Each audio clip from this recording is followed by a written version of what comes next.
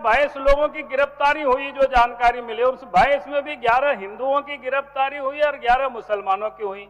एकरा मस्जिद के उन मुसलमानों को और महावीर मंडल के उन तमाम हिंदू नेताओं को जिन्होंने मिलकर होली खेला और पूरे राज्य में, पूरी दुनिया में एक संदेश दिया है कि भाई हम हिंदू और मुसलमान मिलकर रहना चाहते हैं। उधर से पत्थर चला, पेट्रोल बम चला, बोतलें चली, कई लोगों की दुकानें जला दी गई। हिंदू और मुसलमानों में तफरका पैदा करते हैं, इनके नेता वहां जाके हिंदुओं को भड़काते हैं। अध्यक्ष महोदय, हिंदू तो जा रहे थे अपने हाथों में रंग लेकर के, गुलाल लेकर के, अबीर लेकर के खेल रहे थे। उनके हाथ में ना पत्थर था, ना कोई लाठी था, ना पेट्रोल बम था। गुंडरी के जुलूस में कौन वो लोग थे जिन लोगों ने जिला प्रशासन के साथ हाथापाई की? कह रहा था कि अध्यक्ष महोदय, आप हमारे क्षेत्र की घटना है जी बताइए। और घटना बिल्कुल बड़ा सुनियोजित तरीके से घटित हुई है। होली के दिन सब लोग गुलाल रंग खेलते हैं, हम सब जानते हैं।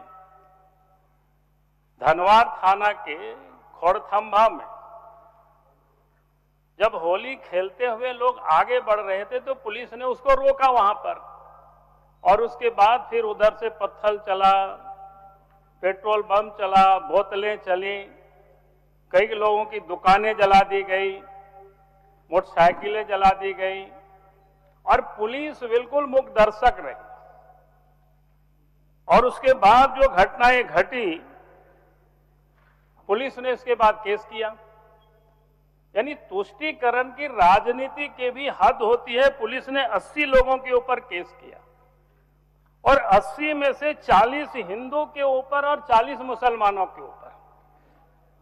उसके बाद 22 लोगों की गिरफ्तारी हुई जो जानकारी मिली, और उस 22 में भी 11 हिंदुओं की गिरफ्तारी हुई और 11 मुसलमानों की हुई।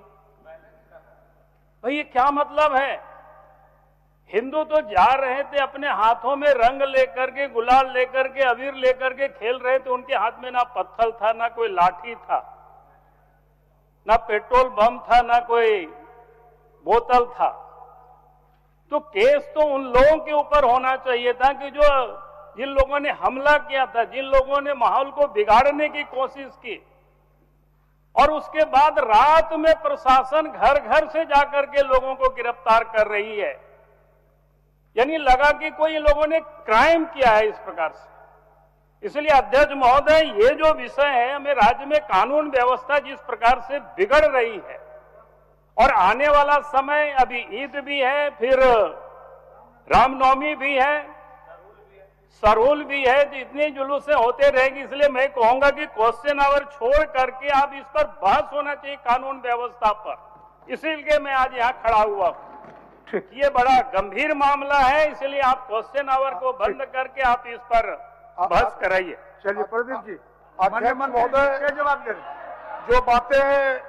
जो बातें अच्छी हो, उन बातों की भी प्रशंसा होनी चाहिए।